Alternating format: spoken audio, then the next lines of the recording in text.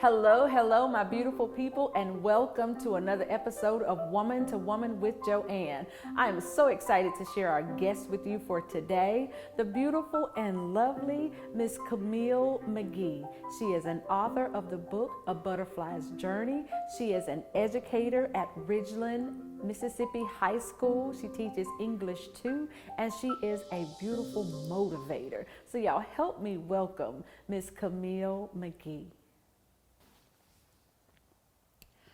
Her flowing hair, born from the Indian blood said to run through our veins, was as soft as a spider's web.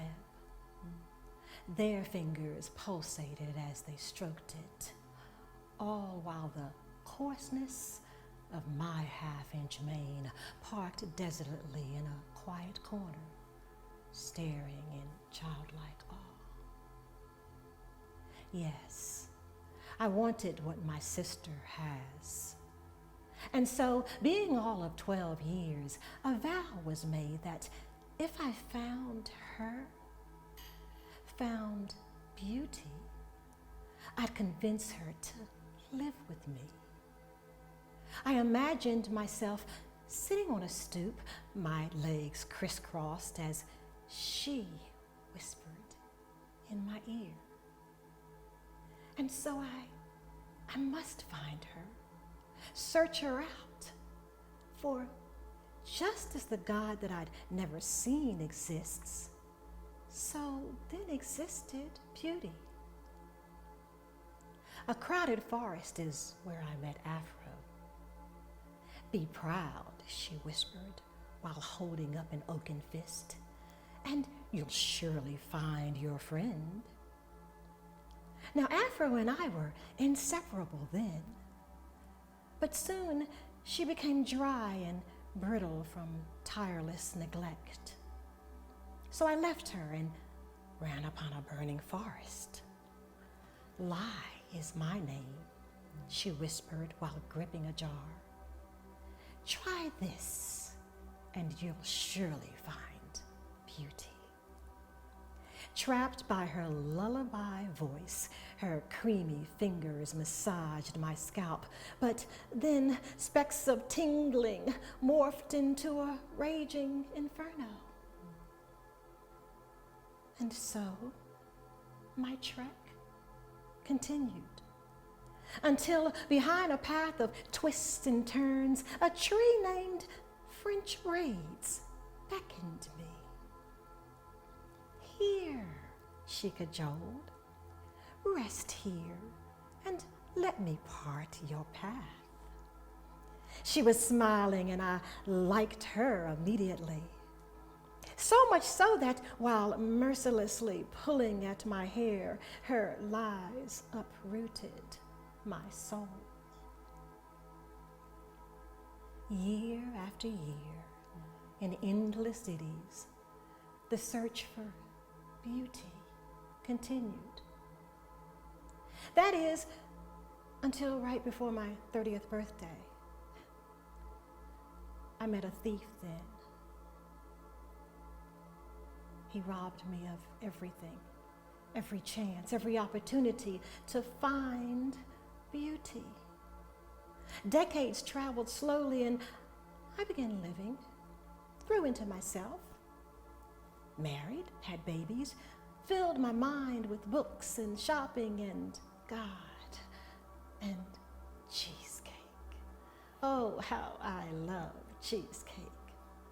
But sometimes still I reminisce on the beatitudes of beauty. And yet I'm happy, I'm loved, I'm enriched by the goodness of God.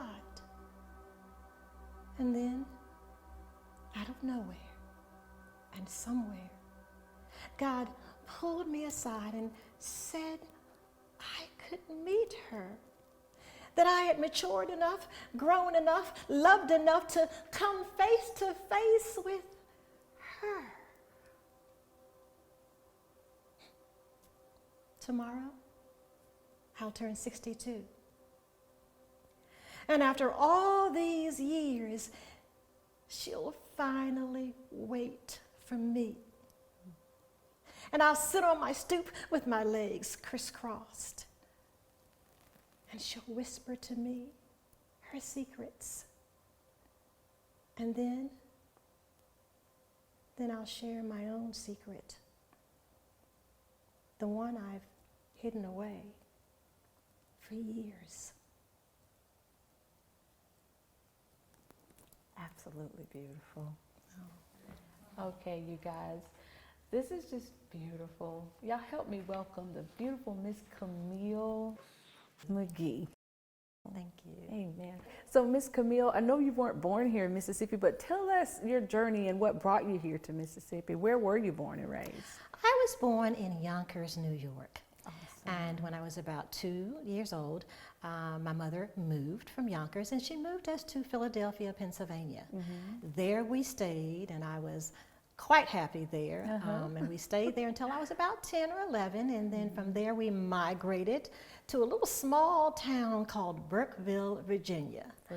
And let me tell you, that was a rude awakening when we went from Philadelphia, Pennsylvania. We had a 3-story home, quite comfortable. And then we moved to Virginia. My mother was a registered nurse. And so she wanted to go back to her roots. She was actually reared in Virginia. And she wanted to go and care for a relative. And so when we moved to Burkeville, Virginia, it was very interesting because we had all the luxuries one could possibly think of in Philadelphia. And then we moved to Burkeville with no lights or running water or bathroom. And an interesting outhouse, a couple of feet away from the house. Girl, so, that was a rude awakening. It was a rude awakening to myself and my sister. Yes. I can't really say that it was a joyful time in our life. Wow. This first time I was introduced to a kerosene lamp, okay? Wow. And so we stayed there just for a short period of time. And then my stepfather ended up finding employment here in Mississippi. And so once again, my mother uprooted us and we came to Jackson, Mississippi. And that was in the year 1973. 1973. Yes, I was a ninth grader, and I attended just for that final semester Chastain Middle School. And there's a little interesting story I'm going to share with you a little bit later on, but I was at Chastain Middle School just for half a semester, and from that point we graduated from there, and then I went on to Callaway High School. And I graduated from Callaway in 1976. That is awesome, awesome. So within a few minutes, tell me your experience coming to Mississippi. What did you think of Mississippi just as a ninth grader? What was your experience? Well, first, let me tell you that I've always been the introvert. And so initially, of course, I was a child. There was a little anxiety there. Yeah. And yet, when I got here, of course, anything other than where we were from at that point was better. But coming to Mississippi, I absolutely loved it as a child. Everyone was so friendly. Okay? And I really wasn't used to that. I grew up in Pennsylvania, and we all had our childhood friends, but even the adults were friendly here in Mississippi. And so it took me a little while to get out of that, shy spectrum that I was in. And it didn't happen right away, but it was a very comfortable setting. So comfortable that eventually, years later, my mother went back to Virginia. Okay, as did my sister. They decided that they wanted to go once again back to that section, and I decided to stay here in Mississippi. Okay, because by that time Mississippi was my home, and I have not regretted it for a moment. Beautiful, because Mississippi is beautiful. Yes. Okay, you guys, we're going to take a short break. We will be right back with more Woman to Woman with Joanne.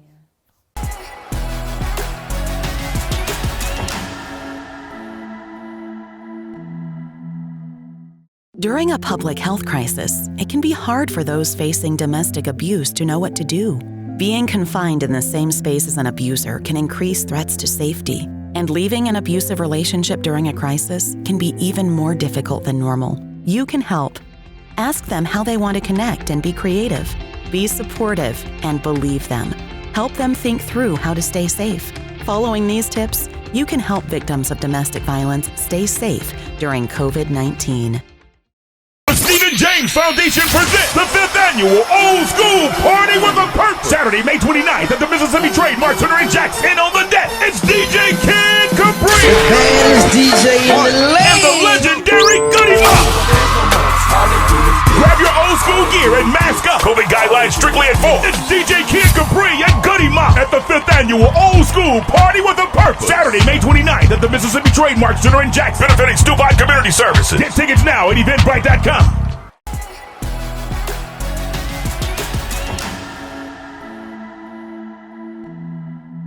Okay, you guys, we are back and we are still here with the lovely Miss Camille Magee. So, Miss Magee, talk with us about your first experience with alopecia, because that's why we have you here, to share your beautiful story and your coming out.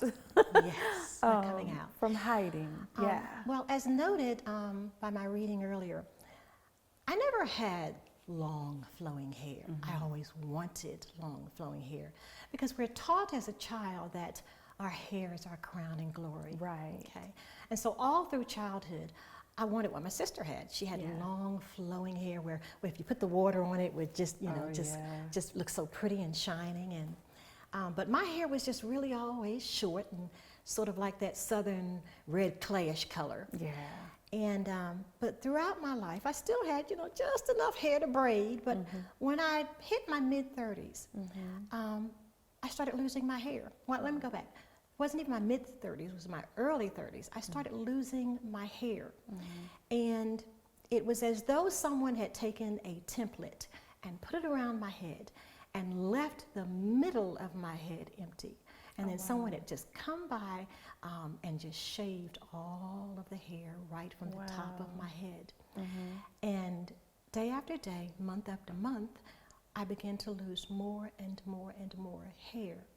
Now, alopecia is when your immune system thinks that the hair follicles are foreign. And so you begin to shed hair. Now, some people shed hair very quickly if they have alopecia, and then for others, it's a slower progress. Right. I shed hair at the top very quickly. And let me tell you, yes, I always wanted flowing hair. And then all of a sudden, I began to lose my hair. Right. And with that, I began to lose my dignity because I kept thinking that my hair was my beauty. Yes. Okay. And so during that period, it was a very painful period. And I tried everything. Okay. I went to a dermatologist. He told me it was alopecia. He didn't give me any remedies or anything to fix it or cure it. And so I went through this plethora of desperation. Right. It was a stage where you could glue hair on the top of your head. And so I tried gluing it. And the more I glued, the more it came out. Okay. And the ring at the top of my head, which is generally how a lot of it starts with those of us who experience alopecia. It's right here at the center of your head. And sometimes in the hot sun, it almost looks shiny up there. Yeah. Okay. And so for me, it was devastating. And when the glued hair didn't work, then I tried braids. And when the braids didn't work, then I tried this. And when this didn't work, then I tried that. Right. And then finally, the last resort was to wear wigs. But in all that time, there was this shame. Yeah. And there was this, but why?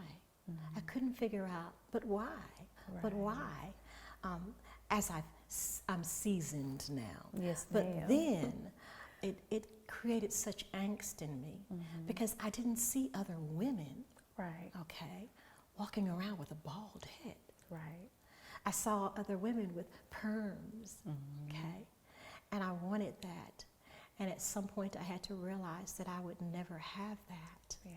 And that was a whole different realization for me. Well, this is a beautiful story so far. Talk to us about, you've gone through all of this time and you've worn wigs and all of this. What happened that made you decide, enough with the wigs, enough with trying to hide it, I'm coming out? Yes. What happened that made you decide to take that step? You know, I think that even in our darkest moments, even in the times when there is pain, there are lessons to be learned. Yes, ma'am. Okay? And I reckon with that more and more as an educator. You see, I really couldn't love myself because I was looking at this. Yes. Okay? I wasn't looking at my heart. Yes. I was looking at what I thought others saw. And so with the alopecia, I reckoned with the fact that as an educator, I want my children, my students, Yes. I call them my kings and queens, Yes. I want them to have a sense of pride about themselves. I want them to have a sense of empathy for others about themselves. I want them to love themselves. And yet here I was not really loving myself. Yes, ma'am. And I realized that as an educator, it's not just about teaching rhetoric or how rhetoric advances the author's point of view. It's not just about close reading. It's not any of those things. It's not just about taking a standardized test. There is so much more that I wanted to bring to the table for my students. Yes. And so I did it more so for my students than anything else, because it's hard being a teenager sometimes. Yes, ma'am. Sometimes as teenagers, just as I did, we don't accept and love who we are. Right. Okay? And it doesn't matter if our hair is long and flowing. It doesn't matter if we have sister locks. It doesn't matter if we've got an afro. It doesn't matter if we've got weave. What matters is what's here. Yes. Because we are made in the image of God. Amen. And nothing that he makes is a mistake. Amen. And I wanted to pass that on to my students. It doesn't matter about their size. It doesn't matter whether or not they have the latest trendy clothes. We are made in God's image. Yes. And so I asked God, why? And it's almost like he said, silly woman, you're an Yeah. educator. Because I said, Yes. what can I do with this? Yes. I'm bald. Yes. And that's when he said, you're an educator. yes. Okay. Go back and share your story with your students, Yes. which is what I did. And I'm telling you, I was amazed at their responses. Yeah. When I walked in the door with all of my baldness, the love and the acceptance, Wow. okay, that they shared with me and for me. They celebrated with me and for me. And some of them, I could read it in their eyes. Yeah. There was a message in it. And I think that some of them, for that moment, they got it. Yeah. And for that was everything for me. Amen. Amen. You are just filling my heart. This is just beautiful.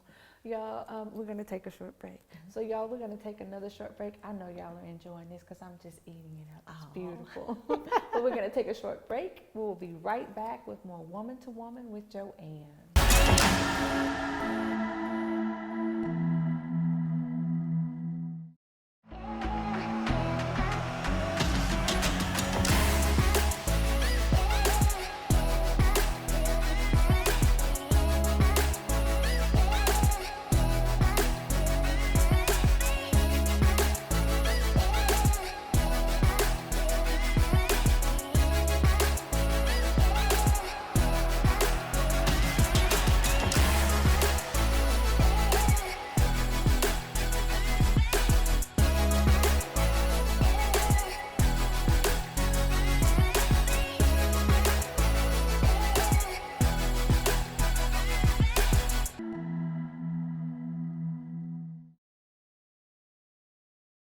During a public health crisis, it can be hard for those facing domestic abuse to know what to do.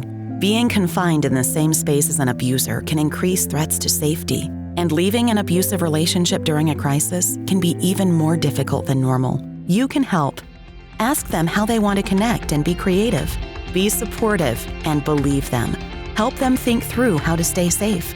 Following these tips, you can help victims of domestic violence stay safe during COVID-19.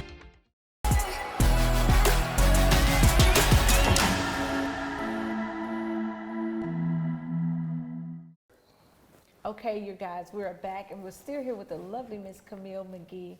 So Miss Magee, talk to me about how alopecia has affected you, how it has affected your life. You know, it's amazing. I wore wigs for almost 30 years. Wow. Okay, hiding behind those wigs. And it's the little things. Swimming, you say? Huh. I dare not.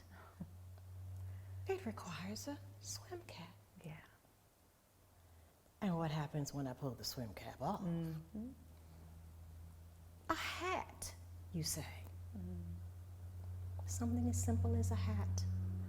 I dared not bask in that luxury. Right. Because what happens if the hat is tight and I whip the hat off? There goeth my bald head. Right. Just the little day-to-day things I could not do. I remember at my church there was a women's retreat. And everyone was going, and I so wanted to be a part of that. But I did not dare, okay, because it was an overnight retreat. Yeah.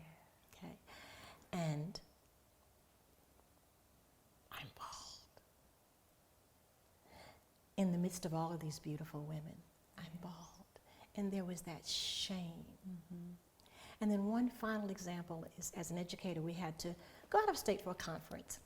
And I was so hoping and praying that I would be able to have a hotel room by myself. Right. And that didn't happen, of course, because it was district endorsed. I had to end up sharing with a lovely coworker. But no one had ever seen my bald head. And all that day, all I could think of is, how am I going to manage this? How am I going to manage? How can I hide it when it's time to go to bed? At the end of the evening, I kept my wig on, and I tied a scarf as tightly as I could, almost underneath my chin. Oh, wow. And I dared not sleep too soundly, lest it come undone. Yeah. Those moments are etched in my memory. Yeah. There was that shame, okay, because I wanted hair. Yeah. Every woman wants hair. Yes. And I think the support and the love of my family, Yes. who said, Mama, just take it off. Yeah. And I wasn't quite ready because, of course, they'd seen me bald. Right. But Mama, just take it off.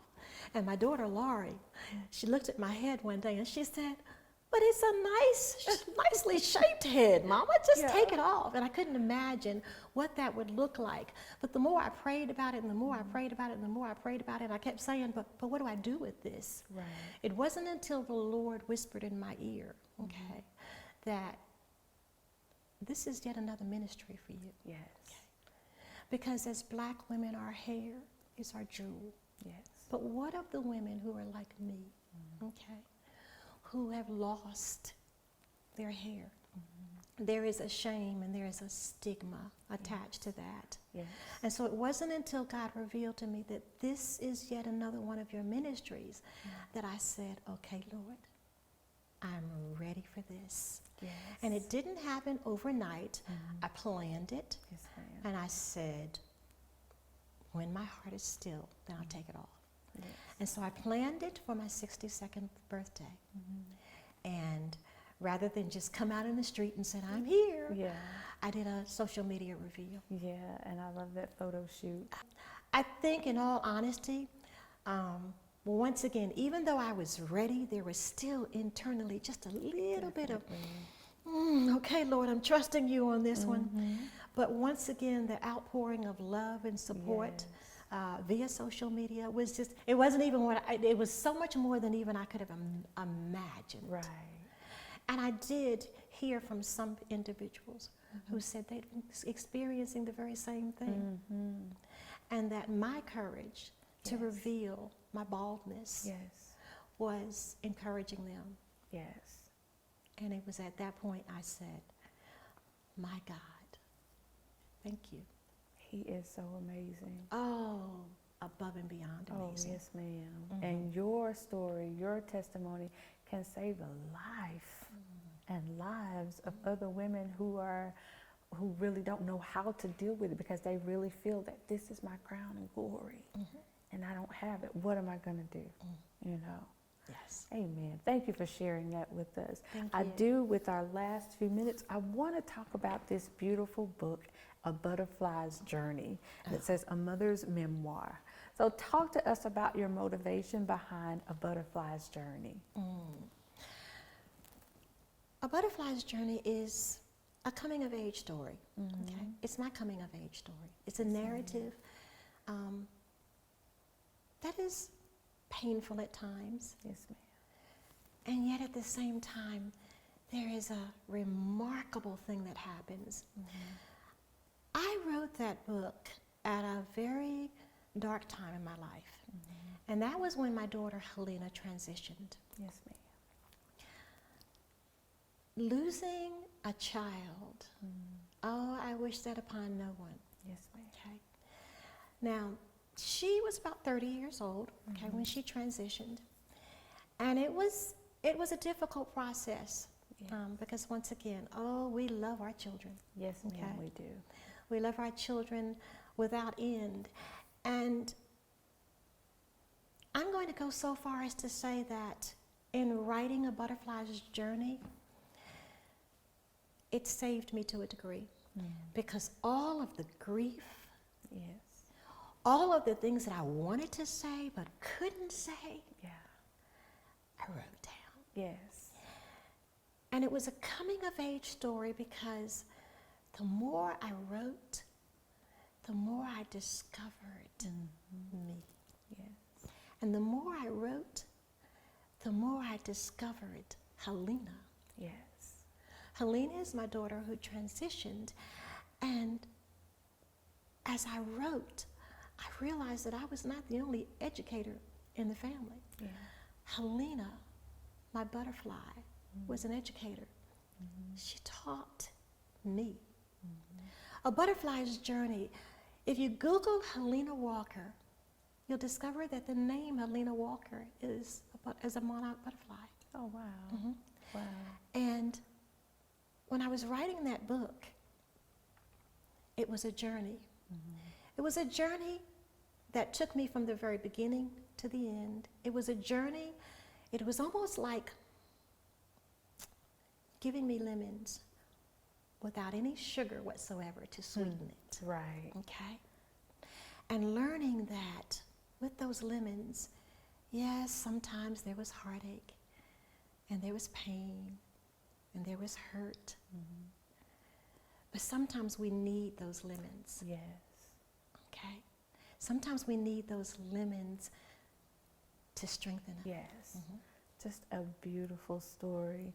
A beautiful story. Can you quickly tell our viewers where they can get your book, A Butterfly's Journey? Definitely, you can order that on Amazon, A Butterfly's Journey, and it's a memoir. Okay? Awesome. Do you have any on hand if they want an autographed copy? I absolutely do have some Awesome. on hand. Awesome. And just you can just contact me at Camille Magee at yahoo.com, Okay. Awesome. and I will be certain to reach out to you, and we can certainly get those books to you. Awesome. Thank you. Awesome. Thank you so much, Miss Camille, for coming to share your heart and share your journey and share your story with us. And thank you for sharing Helena with the world as well. Thank you. Amen.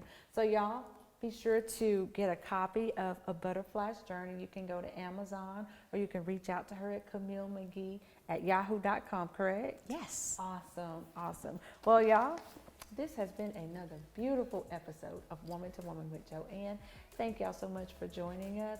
Like us, share this with friends that you know, and we will see y'all next time. Love y'all so much. Bye-bye.